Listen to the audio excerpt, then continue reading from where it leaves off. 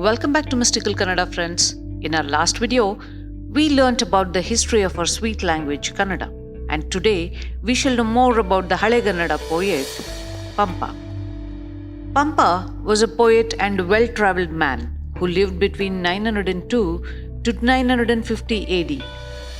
He was a Kannada language Jain poet whose works reflected his philosophical beliefs. Pampa was born in Vengipalu village in Andhra Pradesh.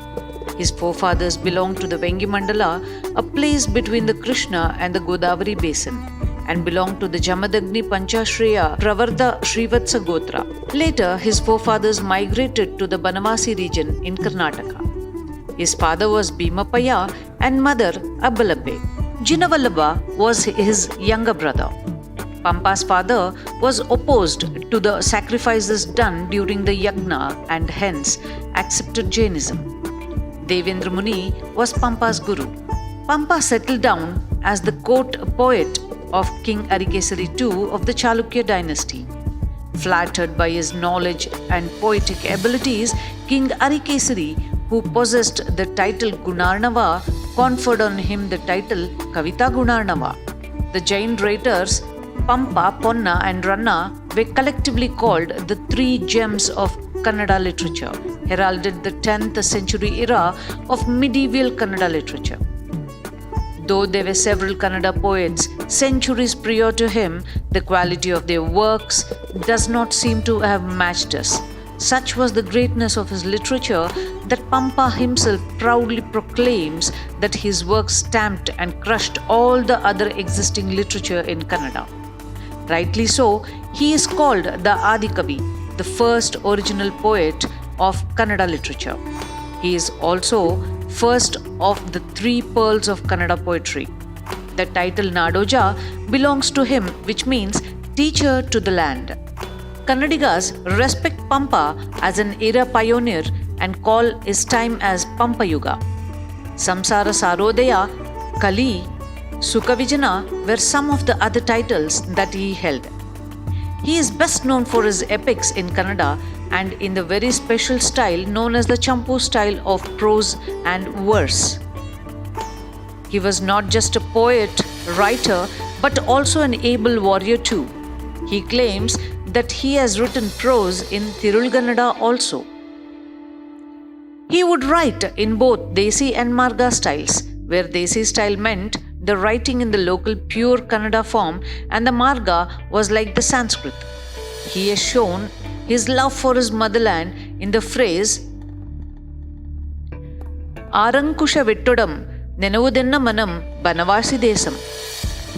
At the age of 39, he authored his first masterpiece, Adi Purana, in 941, and a little later he completed Vikramarjuna Vijaya, popularly known as Pampa Bharata, both in the Champu style of prose and verse.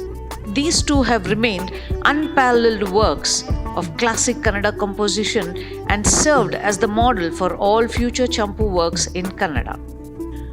The Adi Purana in 941, written in the Champu style, a mixed form of prose and verse, is a Kannada version of the Sanskrit work by Jinasena and details in 16 cantos the life of the first Tirthankara of Jainism, Rishabha.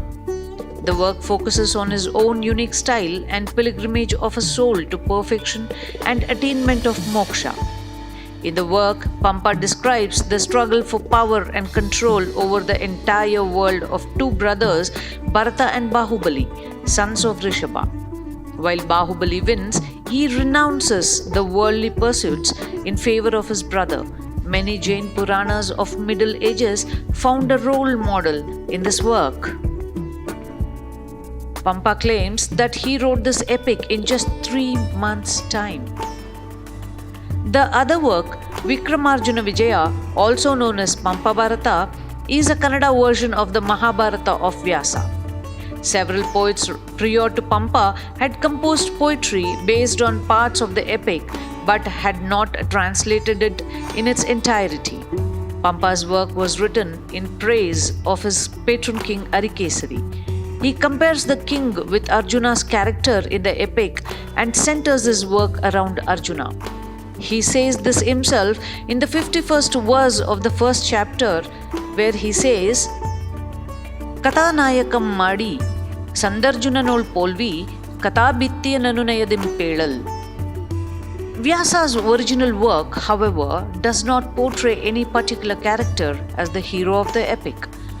Pampa made several modifications to the original story. While some of his modifications seems absurd and even erroneous, some others seems to blend perfectly and add shine to the original story.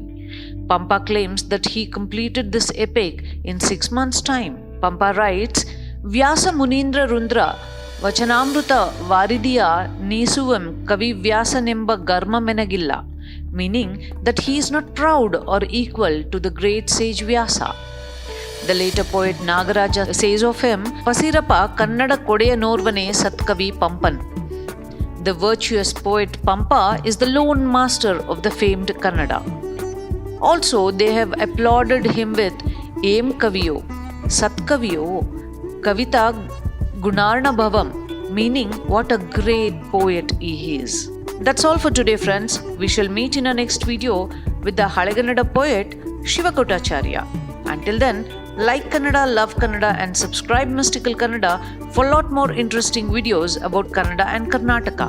Sirigannadam Gelge, Sirigannadam Balge.